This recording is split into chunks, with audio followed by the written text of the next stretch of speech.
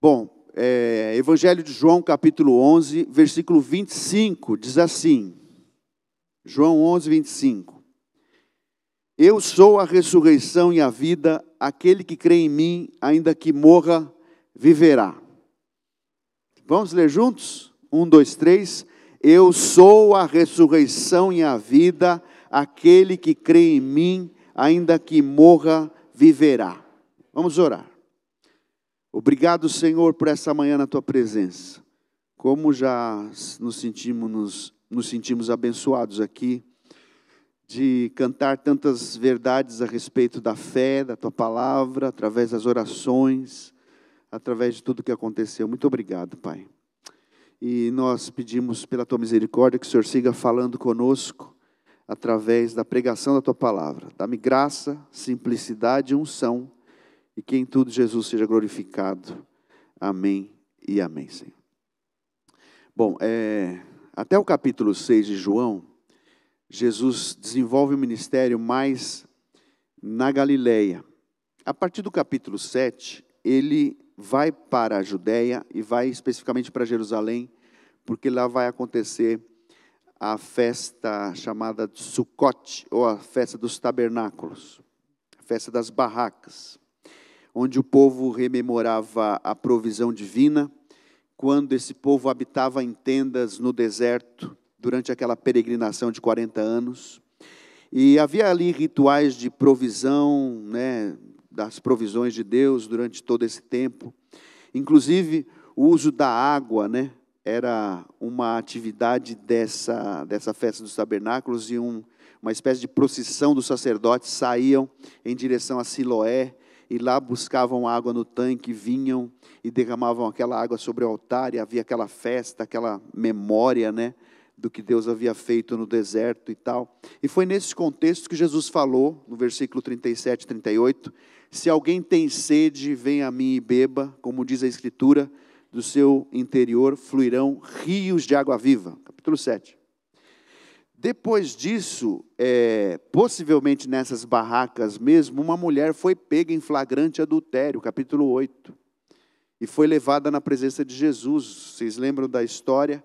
E Jesus, então, diante daquela situação, os religiosos insistiam para que ela fosse apedrejada, porque afinal de contas a lei mandava daquele jeito, e Jesus disse, quem não tem pecado que atire a primeira pedra. Todo mundo foi acusado pela própria consciência, a mulher foi dispensada com a observação de que ela deveria abandonar o pecado e viver para Deus. Diante disso, ele se declara imediatamente no versículo 11 do capítulo 8, a luz do mundo. Diz, eu sou a luz do mundo, quem me segue não andará em trevas. E aí começa uma discussão com esses fariseus, uma discussão longa, e essa discussão migra para outros temas. Jesus declara que quando ele for levantado da terra, eles todos saberão, Jesus diz, que eu sou, e nada faço por mim mesmo, capítulo 8, versículo 28, e é uma referência clara, esse levantado da terra, à sua crucificação, E o texto fala para nós que muitos creram nele, versículo 30, capítulo 8. E ele ainda os adverte para que permaneçam nele, para serem seus discípulos, e continua, conhecereis a verdade, e a verdade vos libertará, versículo 32. Só que os judeus, alguns daqueles, dizem o seguinte, mas nós não somos escravos de ninguém, como seremos libertos se nunca fomos escravos? Aliás, nos tornamos escravos por circunstância, porque nós somos descendentes de Abraão, e Abraão nunca foi escravo de ninguém. Ao contrário, ele era senhor de muita gente, rico e etc, etc. E aí Jesus falou o seguinte, quem vive pecando é escravo do pecado. E nessas discussões vai sempre colocando essa situação de que vocês precisam pensar melhor o tipo de religião que vocês têm desenvolvido. Você não é só estética. E aí ele insiste dizendo, e mais, se o Filho vos libertar, vocês realmente ou verdadeiramente serão livres. E como eles não concordaram com Jesus, seguiram contra-argumentando com ele, chamaram Jesus de endemoniado. Quando não tem argumento é fácil. Esse cara é um endemoniado. Isso é o cão que está falando por ele. Porque a consciência acusa. Jesus é Senhor e Ele sabe o que Ele está falando. Vocês são escravos do pecado. E se eu vos libertar, vocês serão livres. Mas, gente, de jeito nenhum. Você é louco, você é endemoniado. E Jesus insistia com isso. Chamam Jesus de endemoniado. Insistem em dizer que eram filhos de Abraão. Mas Jesus os rebate dizendo que Abraão viu o seu dia e se alegrou. 52 a 56 do capítulo 8. Por fim disseram: você ainda não tem 50 anos e Abraão já te viu? Jesus respondeu: antes de Abraão nascer, eu sou. Aquilo foi o fim do mundo, porque ele estava se colocando na posição de igualdade a Deus, que é a mesma expressão que Moisés usa lá, ou melhor, que Deus usa para Moisés, quando ele diz: quando eu for diante de Faraó, eu vou falar o quê para ele? Eu vou em nome de quem? Diz que o eu sou te enviou. Assim eles quiseram apedrejar Jesus, mas Jesus se esconde deles no templo. Essa discussão se dá no templo, possivelmente no pátio. Ele se esconde e sai. O que acontece é que vem o capítulo 9 em seguida e Jesus encontra um cego de nascença. E quando encontra aquele jovem, diz para ele: olha, vai até Siloé, faz um lodo com a saliva, passa nos olhos daquele moço, vai até Siloé, se lava e você vai voltar enxergando. E ele faz isso. Todos ficam espantados e levam aquele menino que outrora era cego, que já é um homem, talvez de 30 anos, 30 e poucos anos, levam aquele rapaz para os fariseus, porque uma vez que uma cura acontecia, aquela cura deveria ser atestada por autoridades religiosas, eles eram os senhores da lei, e aí então vem aquele rapaz e ficam intrigados. E aí os fariseus chamam até os pais do menino, porque não acreditam. Mas ele não é possível que ele tenha sido cego um dia, gente, jamais. Como? Chamam os pais e os pais confirmam: não, ele era cego, mas agora ele está vendo. Por fim, acabam por expulsar aquele moço da sinagoga onde eles estavam, pois ele admite que Jesus era profeta, porque ele se irrita na realidade com a falta de crédito que aqueles fariseus estão dando à sua palavra. Estou falando para vocês, eu era cego, fui curado, e Jesus é um profeta, foi Ele que me curou. Mas como assim? Aquilo cria uma situação difícil, e ele acaba dizendo para os fariseus: olha, vocês também querem ser discípulos dele, mas não baixam a guarda. Aí eles expulsam o rapaz da sinagoga. Jesus reencontra o moço, e ele se torna seu discípulo e diz que veio a este mundo para julgamento, a fim de que os cegos vejam e os que veem se tornem cegos. Lembremos, capítulo 8, versículo 12, eu sou a luz do mundo. Então, é uma sequência de episódios para Jesus chegar até que encontre-se com Lázaro. Mas antes, no capítulo 10, ele está de novo no templo, ensinando, e ele se admite igual ao Pai de novo, versículo 30, e eles querem de novo apedrejar Jesus. Por fim tentam prendê-lo, mas ele atravessa o Jordão e vai para Betânia, além Jordão, onde João batizava no começo do seu ministério, onde o próprio Jesus foi ali batizado, e ali também muitos creram nele.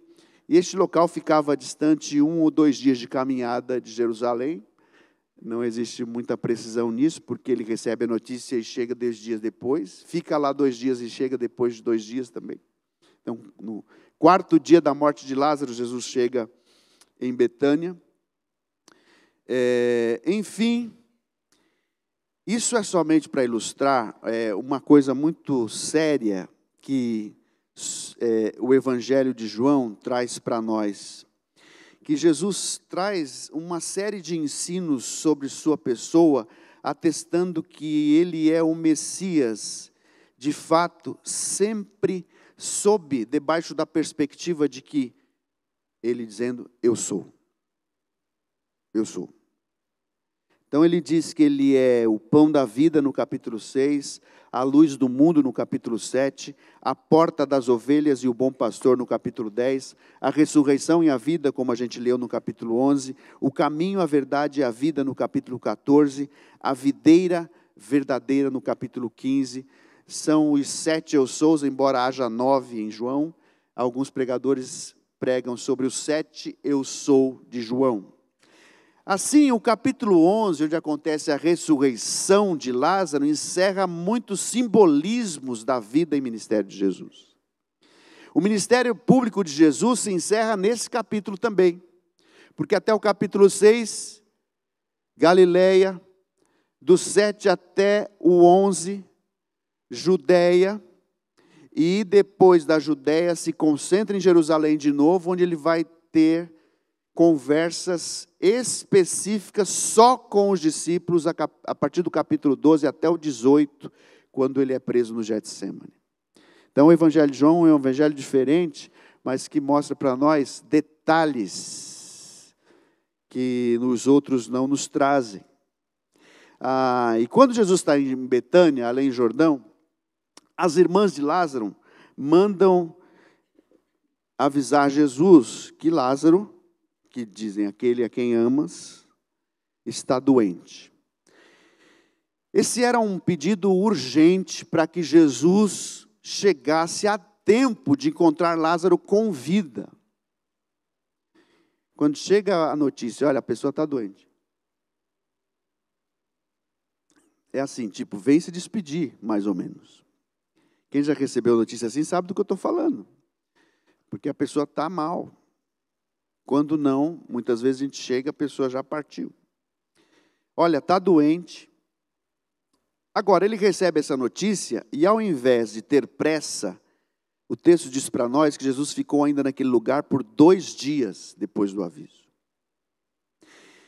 E depois disso, ele chega em Betânia, essa aldeia que está a uns 3 quilômetros de Jerusalém, e tem esse encontro primeiro com Marta, depois com Maria, e por fim ele vai ressuscitar Lázaro. Mas pensando nesse texto, a gente olha para a história que a gente já conhece, de trás para frente, que é a ressurreição de Lázaro, e eu queria tomar para nós aqui algumas lições muito práticas para a nossa vida. Olhando para esse texto, dentro desse contexto maior, que Jesus é o eu sou, que ele e o Pai são um, como ele disse a um dos seus discípulos. Primeira lição que eu quero observar com vocês é que Deus faz tudo para a sua glória. Ele é o eu sou. Deus faz tudo para a sua glória. Ele é o eu sou. Nós rememoramos aqui uma música do Vavá Rodrigues, antiga, dos anos 80 ainda, que Vencedores gravou talvez nos anos 90, que é o Dia da Vitória. Como essa música traz verdades. Se tornará verdade tudo que sempre sonhei. Tristezas eu não mais terei, e toda lágrima do meu olhar Ele enxugará. O dia da vitória. Ele é o eu sou, gente. Jesus diz isso para nós. O texto fala, nos primeiros versículos, havia um homem chamado Lázaro. Ele era de Betânia, do povoado de Maria e de sua irmã Marta. Aconteceu que Lázaro ficou doente. Maria, sua irmã, era a mesma que derramara perfume sobre o Senhor e lhe enxugara os pés com os cabelos. Então as irmãs de Lázaro mandaram dizer a Jesus: Senhor, aquele a quem amas está doente. Ao ouvir isso, Jesus disse: essa doença não acabará em morte, é para a glória de Deus, para que o Filho de Deus seja glorificado por meio dela. Jesus amava Marta, a irmã dela e Lázaro. No entanto, quando ouviu falar que Lázaro estava doente, ficou mais 2 dias onde estava. Pessoas chegam para chamar Jesus para uma emergência. E embora Jesus ame a família de Lázaro, ame Maria, ame Marta, ame Lázaro, como o texto de João insistentemente registra, ele chega e o Lázaro não está mais com vida. Ele chega depois de 2 dias só que essa notícia acontece para todos aqueles discípulos e para Jesus. Ele se demora ainda aqueles 2 dias e só depois chega lá, e quando chega o Lázaro morreu. É muito emblemático isso, porque difere em muito dos apelos da nossa geração. Nós vivemos nesse momento de deslizar dos dedos sobre a tela do celular, temos aparelhos sob comando de voz, aplicativos de encontros casuais, que você sai com a pessoa e nunca mais se vê na vida. As exigências e as vontades são satisfeitas imediatamente. Essa geração que a gente vive é a geração que quer tudo na hora. E desde sempre o homem foi egoísta e pelo fato de se amar muito, exige que tudo no seu entorno aconteça como espera. A gente espera isso. Tudo no nosso entorno tem que acontecer na nossa hora, no nosso momento, etc, etc, etc, etc. Venha, se apresse, faça, esteja. Agora, é o lema da Nike, just do it. Só faça. Está com vontade? Faça. Quer ir? Vá. Quer comer? Coma. Quer desistir? Desista. Essas coisas assim. A relação implícita aqui nessa atitude de Jesus é: há bastante coisa a ser feita, mas a vontade de Deus vem em primeiro lugar. Porque Ele faz tudo para a sua glória. Jesus amava Marta, Jesus amava Maria, Jesus amava Lázaro, e embora Jesus ame aquela família, existe um amor superior, que é o eixo central da sua existência, no entorno do qual tudo gira, que é a glória de Deus, que é a sua vontade. Jesus ama todos eles, mas ama antes fazer a vontade de Deus. A gente tem de aprender sempre essa lição. Sempre as coisas vão acontecer no tempo de Deus e para a sua glória. E isso não muda. Não adianta jejuar para que mova o coração de Deus. Deus não se inclina aos nossos pedidos egoístas. Ah, mas para que eu vou jejuar então? Para se santificar, para se tornar mais sensível, para se quebrantar mais. Não existe moeda de troca. Isso inventaram agora. Ei, você que é crente, isso não existe não, na Bíblia não. Isso é dessa geração. Eu faço e Deus me dá. Nunca. Ele é o Senhor. Eu sou. E ninguém manda, a não ser eu.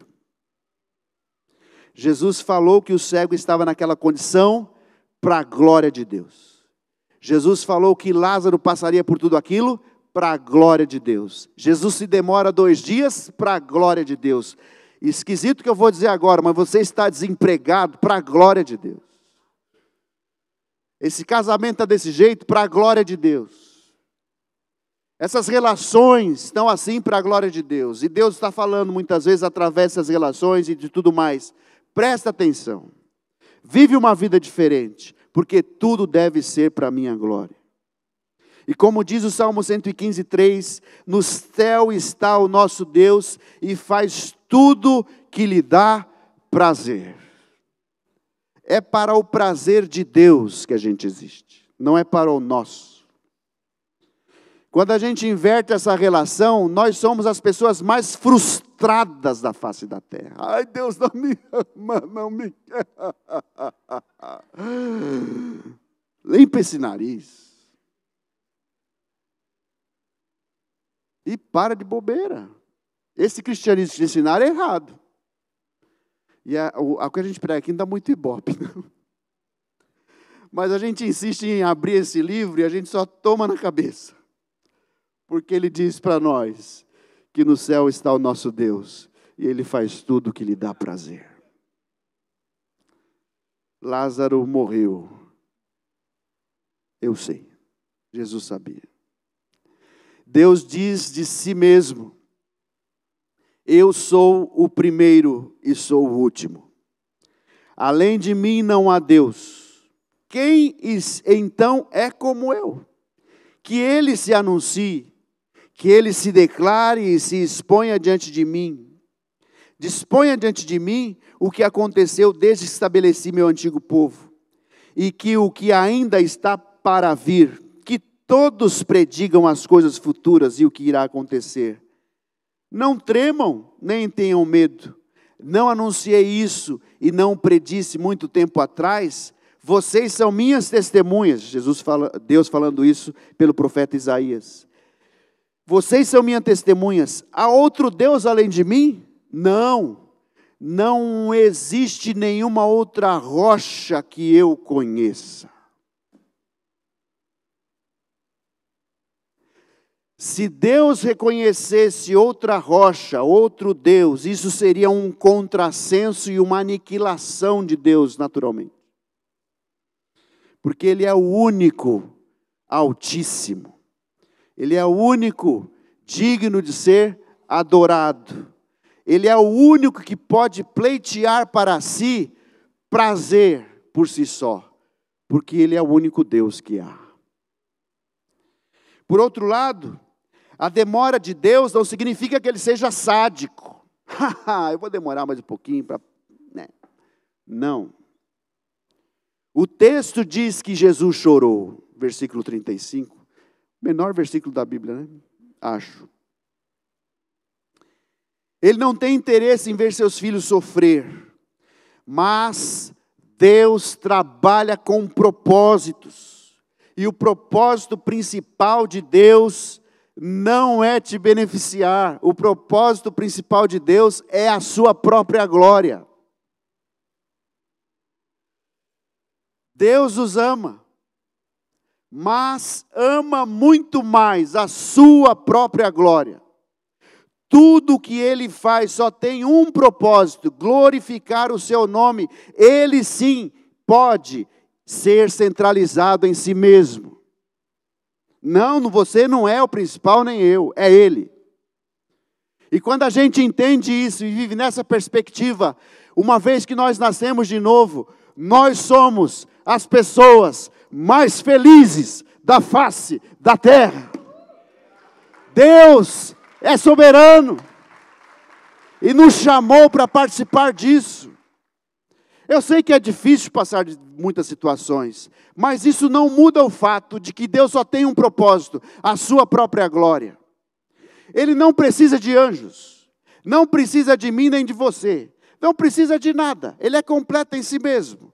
Você acha que bilhares e bilhares e trilhões e quinquilhões de anjos vão fazer diferença para Deus? Ele é completo em si mesmo. Deus não chora, aspas. Deus vive para si e decidiu, por misericórdia e graça, se revelar a mim e a você. Quando nossa fonte de satisfação primeira, for Deus, entenderemos que, embora precisemos de coisas, temos um coração satisfeito. Porque o entorno não pode abalar o que está dentro de nós. Como diz o pastor Marcos repetidamente, nós temos contentamento. Filipenses 4. Aprendi a ser feliz ou estar contente em todas as circunstâncias, por isso posso todas as coisas naquele que me fortalece. Quando reconhecemos a glória de Deus em tudo, somos satisfeitos e felizes, como diz John Piper. Gente, eu sei mas está doendo, eu sei. Tem coisas que dói mesmo. Mas nada muda o fato de que Deus faz tudo para a sua glória. O ensino aqui é claro: depois que nós nascemos de novo, o mais importante não é ficar bem com os amigos, com a família, com o mundo, mas é estar dentro da vontade de Deus. Reconhecer que na sua vontade reina a paz. Maria queria que Jesus estivesse lá e Marta também. Insistiram, mas Jesus cumpre a vontade do Pai chegando depois, porque a vontade de Deus tem resultados muito melhores. A princípio não entendemos aqueles momentos, mas agora a nossa vontade está sujeita a dele, e o resultado disso é louvor, honra e glória a Deus. Quando enxergamos a vida assim, Claro que passaremos por lutas. Vamos passar por muitas lutas, mas vamos continuar glorificando o nome do Senhor. Como disse Jó, depois de perder todas as coisas, que tragédia absoluta se abateu sobre ele. Perdeu os bens, perdeu os servos, perdeu os filhos. E dizendo, e ainda ganhou doença de presente de Satanás. Perdeu tudo. E disse o seguinte: o Senhor me deu, o Senhor tomou, louvado seja o nome do Senhor. E se isso não fosse o suficiente, ele completa no capítulo 13, versículo 15. Ainda que ele me mate, ainda assim esperarei nele. E olha que Jó é da velha aliança. E já tinha essa perspectiva de que tudo girava em torno de Deus. Não desanime. Viva para a glória de Deus. Não fosse a glória de Deus, onde você estaria? Ah, mas eu estou com tanto problema. Você veio para cá, vai ter mais. Porque geralmente quando a gente fica crente, mais problema.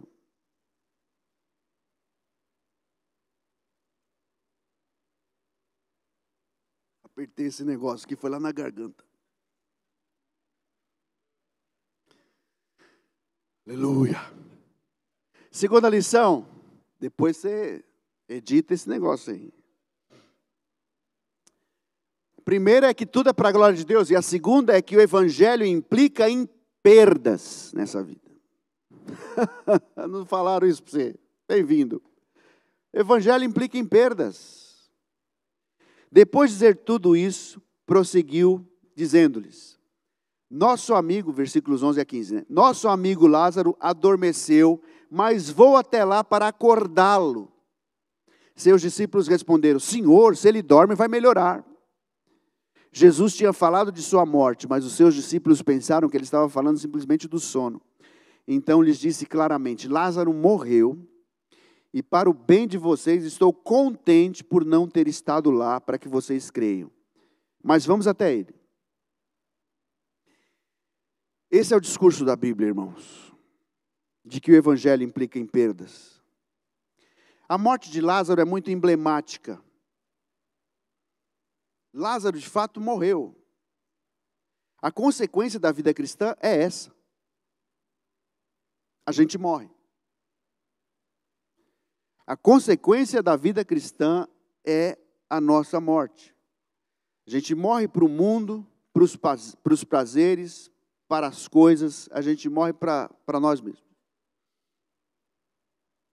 Jesus disse isso em Mateus 16, lembram da passagem muito famosa, versículo 25, quem quiser salvar a sua vida, vai perdê-la, e quem perder sua vida, por causa de mim, vai achá-la ou ganhá-la. Muita gente pode não concordar, mas o que a Bíblia ensina é exatamente isso, são perdas. Quando você é salvo, você vai ser tão feliz, vai ganhar uma alegria tão única, que todas as demais coisas ficam aquém dessa experiência. Todo mais fica aquém do dinheiro que você pode ganhar, da pessoa que você pode ter, da vida pessoal em muitos sentidos. Não que você não possa ganhar dinheiro, não é isso.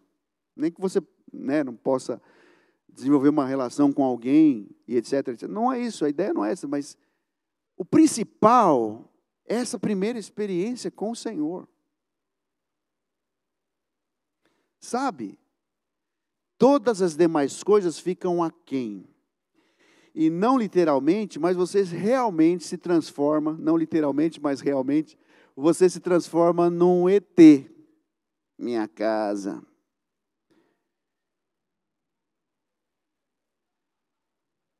Ô Jeff, está diferente, está difícil de pegar a piada, hein? Demora muito. Depois dos 40 a gente fica mais lento mesmo. Mas a gente se transforma em uma pessoa do outro mundo. Você tem plena consciência de que não cabe mais esse mundo.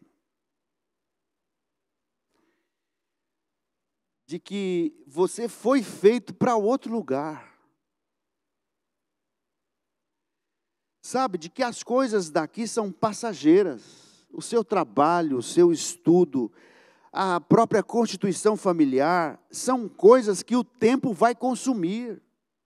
E um dia, eu e você estaremos para sempre na presença do eu sou. Então, essa consciência é muito diferente da que o Belchior cantava, uma nova consciência. Bobeira marxista idiota. É muito mais pleno de sentido, porque a gente teve uma experiência espiritual. Você estava morto em delito e pecado, como foi citado aqui, você nasceu de novo. Esse novo nascimento te abre a consciência para que o dia da vitória, eu verei meu Salvador. Se tornará verdade o que eu sempre sonhei, o que esse texto fala para nós. Que nós o veremos como Ele é, como o próprio João vai escrever no capítulo 3 da primeira carta dele. Sabe, um dia nós o veremos como Ele é. E como Ele é, nós seremos. Isso só tem essa consciência, irmãos. Quem nasceu de novo. Que é um lugar chato para estar se você não é crente. Desculpa, que é a igreja. Só faz sentido para quem é crente estar aqui num domingo de manhã, um camarada falando um monte de música, eu não entendo nada, mas se você é crente, você sabe do que eu estou falando. E se você não é e está se sentindo incomodado, Deus te trouxe aqui para falar, se você crê, você tem vida eterna. Nós não somos desse mundo. Paulo diz, o que era para mim lucro, considerei como perda por causa de Cristo. Mais do que isso, considero tudo como perda comparado com a suprema grandeza do conhecimento de Cristo Jesus, meu Senhor, por cuja causa, perdi todas as coisas. Paulo era bem nascido. Possivelmente tenha nascido em Tarso mesmo, se não foi para lá criança com a família. Tarso não é na Judéia, é na Ásia Menor. Pouquinho depois de Antioquia da Síria, lá perto do Mediterrâneo, uma das características de Tarso é que era uma cidade universitária. Alexandria, Roma, Tarso. Paulo era um erudito. Era como se Paulo fosse um professor de Harvard e Pedro fosse um pescador do fundo de uma ilha lá no Maranhão. Para vocês terem uma ideia da distância intelectual entre um e outro. E Deus chama esse cara para dizer, vem cá. Está afim? Status, dinheiro, cultura, falar todas as línguas, possivelmente bem de grana, rico, porque não era qualquer um que era cidadão romano, recebeu favores de César, possivelmente, para que tivesse isso, não ele e a família. E aí, quando Deus chama Paulo, ele diz isso para mim aqui, ó, que me emociona profundamente, considero tudo como perda, comparado com a suprema grandeza do conhecimento de Cristo Jesus, meu Senhor, por cuja causa perdi todas as coisas. E ele continua, eu as considero como esterco, usando uma palavra bonitinha, para poder ganhar a Cristo e ser encontrado nele, não tendo a minha própria justiça que procede da lei, mas a que vem mediante a fé em Cristo, a justiça que precede ou procede de Deus e se baseia na fé. Quero conhecer a Cristo, o poder da sua ressurreição e a participação em seus sofrimentos, tornando-me como ele em sua morte, para, de alguma forma, alcançar a ressurreição dos mortos. Essa consciência não é normal, o camarada não é normal, ele teve uma transformação, ele teve uma metanoia, uma transformação de mente, uma mudança de mente. A cabeça dele, como dizem aí, virou, mas não virou por ideologias furadas, não virou por fanatismo religioso, não virou por conta de filosofia de vida, não virou porque ele se tornou um grande intelectual, não sei o quê, não virou porque ele experimentou a graça de Deus. E você que está me ouvindo, você pode ser simples, pode ser uma senhorinha simples, que não sabe nem assinar o nome, pode ser um engenheiro da mais alta conta, pode ser um intelectual, mestre, doutor, PhD em alguma coisa, em alguma universidade. Todos nós que somos cristãos temos a mesma experiência. Nós fomos alcançados pela graça de Jesus Cristo. Não é uma questão só de consciência. Agora eu estou pensando outras. Não, deixa de ser bobo. A gente não pensa mais, a gente obedece o rei. Agostinho dizia isso. Eu creio para poder entender. E a gente não vai entender tudo. Não, nunca. Porque isso está para além do nossa condição e capacidade. E mais, quando isso não acontece, essa metanoia na cabeça de Paulo e de todos nós, nós deixamos de nos alegrar no Senhor. E colocamos os olhos mais neste mundo que no próximo. É muito interessante ver como os cristãos mudaram assim. As estatísticas sobre missões são bem difíceis de serem lidas até, que a gente fica até emocionado. Atualmente tem mais ou menos 400 mil missionários transculturais no mundo, dos quais apenas 3% desses, ou seja, 12 mil missionários, estão em lugares em que o evangelho ainda não alcançou quase ninguém. Os povos menos alcançados concentram o menor número de missionários. E, naturalmente, recebem também o mínimo de recursos para suas atividades missionárias. Então, a gente fica assim. Por quê? Muitos missionários preferem ir para lugares onde o evangelho já está estabelecido. Mas ir para lugares onde o evangelho já está estabelecido é um outro enorme desafio, porque você participar de uma cultura pós-cristã é muito complicado. Por exemplo, Inglaterra, França, Alemanha, o próprio Estados Unidos em muitos lugares. Culturas pós-cristãs em que o cristianismo passou, deixou marcas, mas a expressiva maioria do povo já não é mais, como as Escrituras ensinam. É um grande desafio. E por que isso acontece? Porque as pessoas, aos poucos, vão se acostumando com a graça. Vão se acostumando com a vida tranquila que o Evangelho lhe proporciona. Vão se acostumando com a ideia de Deus, do céu. Vão perdendo a paixão pelas Escrituras, pela oração, por ambientes como esse, em que nós nos nutrimos uns aos outros de conversas nos corredores, de como está, e de abraços, e de trocas de oração e tudo mais. Vamos abandonando essas práticas e aos poucos, demora 20, 30, 40 anos, estamos apáticos a ponto de esse evangelho já não mais ter o efeito que no início tinha. Nós deixamos de nos alegrar no Senhor, porque nós colocamos mais os olhos neste mundo do que no próximo.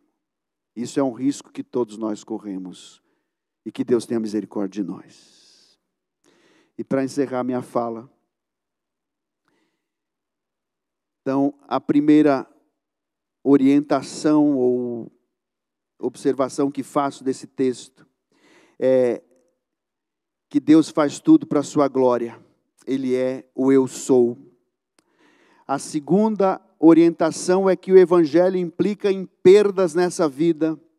E a terceira orientação é: enfrente a vida com esperança.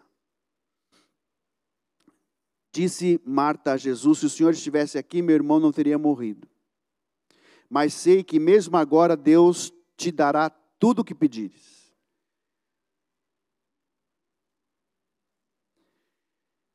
Disse-lhe Jesus: o seu irmão vai ressuscitar.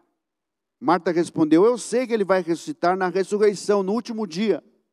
Disse-lhe Jesus: eu sou a ressurreição e a vida. Aquele que crê em mim, ainda que morra, viverá. Todas as ações de Jesus no Evangelho de João têm como ápice essa realidade. Quem crer, ainda que esteja morto, viverá. Quem crer, tem vida. Isso é o Evangelho. Deus virou gente e habitou entre nós. Por causa de inveja e traição de religiosos, foi pendurado numa cruz. Foi sepultado num sepulcro novo. Ressuscitou ao terceiro dia. Reapareceu aos discípulos. Foi elevado ao céu na presença de mais ou menos 500 pessoas em Betânia. Depois prometeu a vinda do Espírito Santo. Ele veio. No dia de Pentecostes, sobre 120 que estavam congregados em Jerusalém. E depois, veio o Espírito Santo. Hoje ele intercede por nós. E um dia ele vai voltar para julgar os vivos e os mortos. Quem crê nisso, tem vida. Isso é o Evangelho. Essa Heilsgeschichte, olha que nome bonito, você até fala alemão. Os alemães chamam da história da salvação. Exatamente essa história que fala sobre o Deus que virou gente, que morreu, ressuscitou e que hoje intercede por nós e que um dia vai voltar para julgar os vivos e os mortos. Quem crê nessa história tem vida, e essa é a história do Evangelho de João e dos demais. Não é uma preocupação boba, uma tristeza inútil, uma angústia sem propósito, o que toma conta do coração de Marta. A gente sabe, é uma realidade, o irmão dela morreu, está doendo, desemprego dói, um filho doente dói, ter de sair de país dói, ter de conviver num ambiente hostil em relação à sua fé, machuca. Estou sofrendo. Jesus, nesse momento do Evangelho de João, próximo à crucificação, dirá: digo-lhes que certamente vocês chorarão e se lamentarão. Mas o mundo se alegrará. Ele está falando sobre a sua crucificação. Vocês se entristecerão, mas a tristeza de vocês se transformará em alegria. A mulher que está dando à luz sente dores, porque chegou a sua hora. Mas quando o bebê nasce, ela esquece a angústia por causa da alegria de ter nascido no mundo um menino. Assim acontece com vocês. Agora é hora de tristeza para vocês. Mas eu os verei outra vez e vocês se alegrarão e ninguém lhes tirará essa alegria. Naquele dia vocês não me perguntarão mais nada. Eu lhes asseguro que meu Pai lhes dará tudo que pedirem em meu nome. Até agora vocês não pediram nada em meu nome, peçam e receberão, para que a alegria de vocês seja completa. Ele falou isso no capítulo 16, dos versículos 20 a 24. Para que a alegria de vocês seja completa, para que vocês passem, antes que algum desinformado torça as palavras de Jesus, o contexto é muito claro, para que vocês passem pelas tribulações deste mundo com alegria. Assim, a fala de Jesus é uma fala de esperança. Todas as dores, meus irmãos, passarão. Todas as dores passarão. Ele está dizendo isso. Qual a maior dor, senão a da morte? Quando a pessoa não está mais lá, quando você olha aquela cadeira vazia, aquelas roupas no guarda-roupa, um documento perdido numa gaveta, um pente, um anel, sei lá. A ressurreição de Lázaro é um símbolo da própria ressurreição de Jesus. Ele está dizendo para eles todos: não muito depois desses dias, eu estarei também sendo sepultado, mas isso não é o fim. As dores vão passar. Deus não nos chamou para viver sem problemas, mas Deus nos chama também para enfrentarmos a vida de problemas com esperança. Passe o que passar, mantenha uma esperança no coração. Essa é a grande lição desse exemplo de Lázaro. Enfrente a vida com esperança. Bata até que essa porta de emprego se abra. Faça todos os tratamentos que forem necessários para a doença. Faz o que tem de fazer e nutra-se de esperança. Mas sobre tudo e todos está a glória de Deus e ela é intocável. Passando o que passarmos, nós vamos viver para a glória dele. O desemprego, a angústia, a dor, as portas fechadas, os nãos, nós vamos insistir em viver para a glória daquele que nos fez nascer de novo no amado.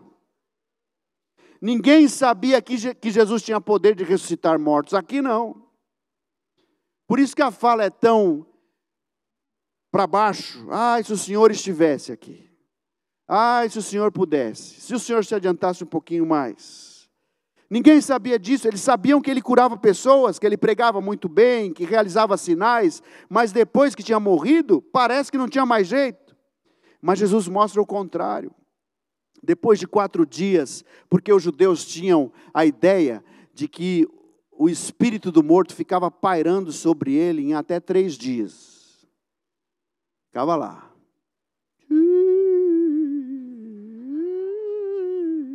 Desce uma brecha, opa, eu voltei.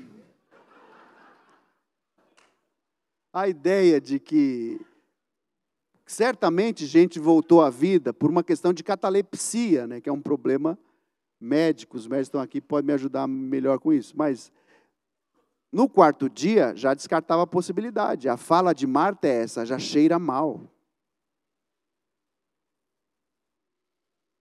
E eles não sabiam que Jesus tinha poder de ressuscitar os mortos.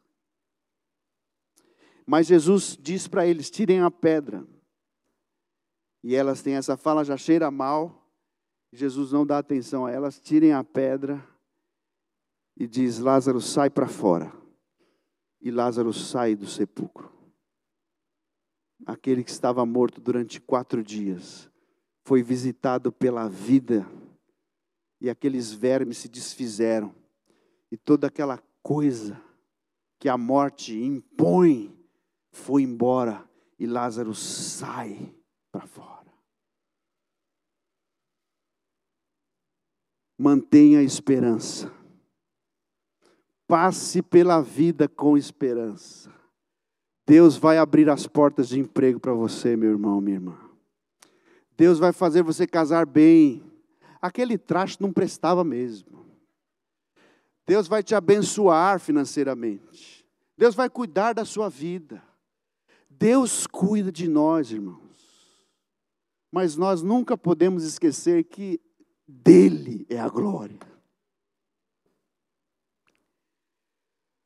Eu vou chorar aqui já já.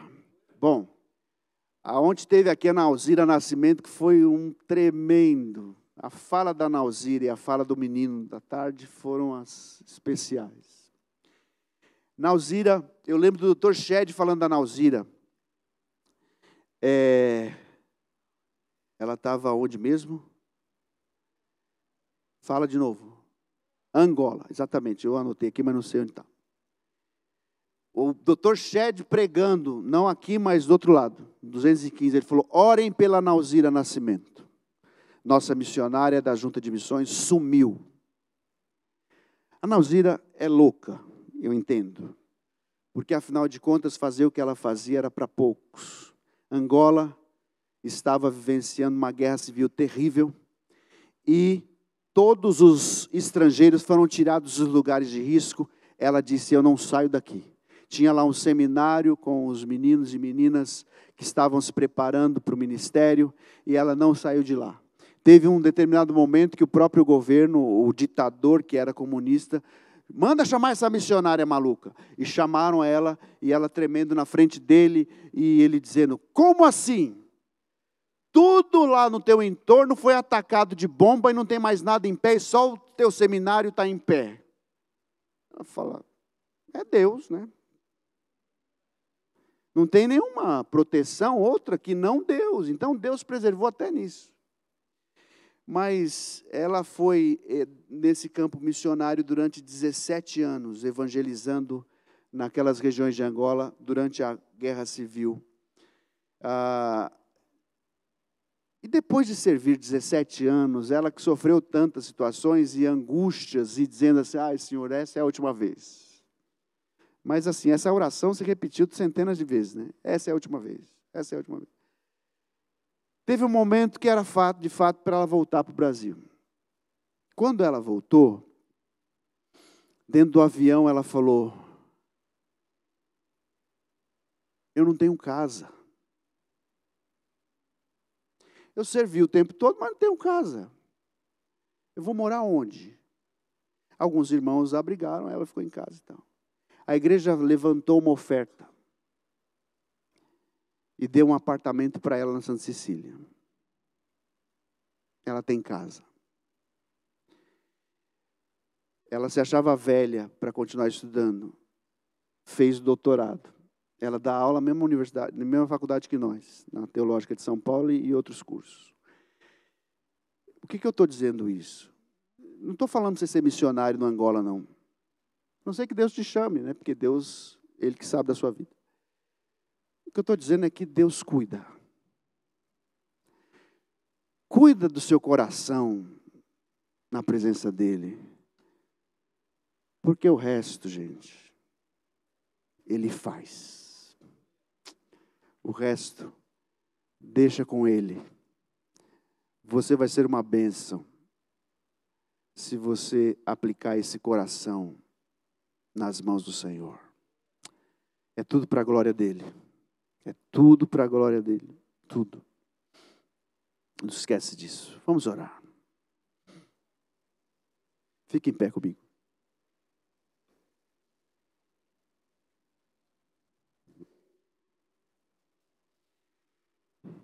Curva sua cabeça. Eu quero saber se você está passando uma situação difícil e gostaria que nós orássemos por você, baseado no que você ouviu aqui nessa manhã. Dê um sinal com a mão. Nós vamos orar. As pessoas que estão no entorno, abençoe esses irmãos aí. Fique do lado deles orando. Ore por eles. Alguém mais? Veja essas mãos erguidas e abençoe esses irmãos. Ali também, atrás de você, Vilma. Pai, muito obrigado por essa palavra tão desafiadora para tempos tão difíceis que nós vivemos. Nós pedimos que a Tua graça seja sobre nós. Que insistamos em viver para Ti, porque é o melhor caminho, não há outra rocha que conhecemos. Só Tu tens as palavras de vida eterna. Para onde iremos? Só o Senhor. Que o Senhor possa sempre nos fazer enxergar que a gente vive para a Sua glória, que a nossa vida só tem sentido se vivida para a Sua glória. Que nós vamos sim ter perdas, mas que nós sigamos vivendo com esperança, porque o Senhor é a nossa maior alegria, é aquele que coloca no nosso coração essa esperança bendita. Obrigado, Senhor. Obrigado. Cuida de nós. E esses irmãos que se manifestaram com as mãos levantadas, cuida deles. Só o Senhor sabe o que eles passam. Só o Senhor tem acompanhado de perto o que tem vivenciado esses amados.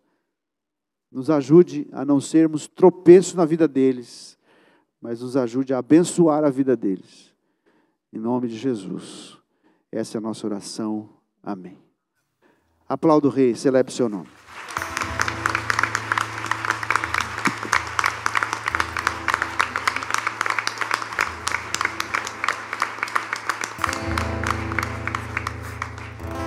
Amém. Vamos louvar?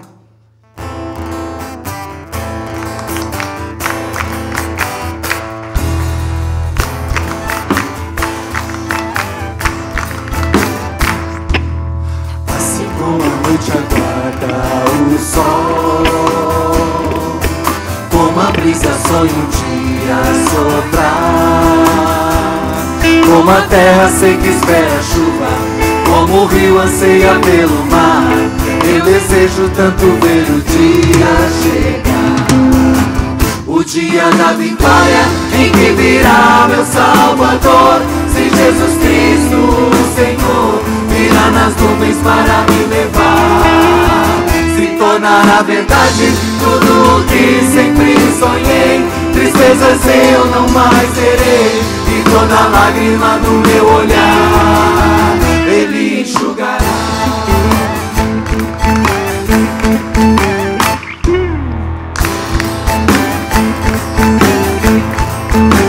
Braços Levantados livres do mal, igualdade e justiça haverá.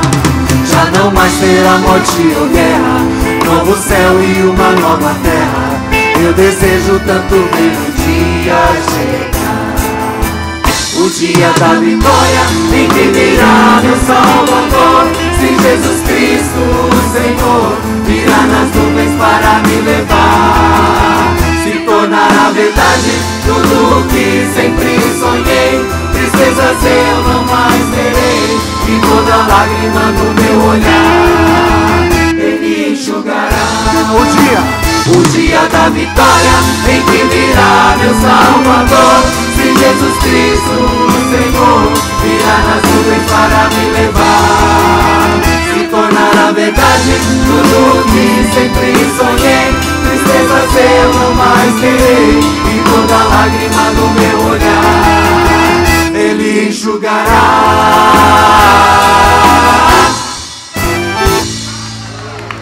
Aleluia!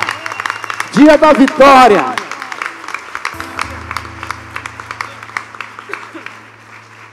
A gente é tudo louco, né? Fica ensinando essas coisas de 2000 anos atrás. Demais, né? Os judeus agora fizeram 5.780 anos. Desde a chamada de Abraão, eles contam, né? Então estão no ano 5.780, o calendário judaico. Nós, 2019. E enquanto ele não voltar, estaremos pregando as mesmas coisas. Que a graça do nosso Senhor e Salvador Jesus Cristo, o amor de Deus Pai, comunhão e consolação do Espírito do Senhor, seja com a vida de todos os irmãos, desde agora e para sempre. Digamos todos: vão na paz do Senhor. Deus abençoe vocês.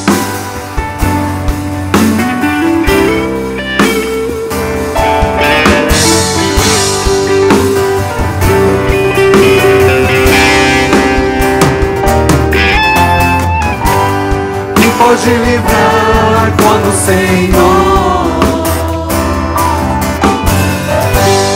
Ele é poderoso pra me guardar. Quem pode livrar quando o Senhor Ele é poderoso pra me guardar.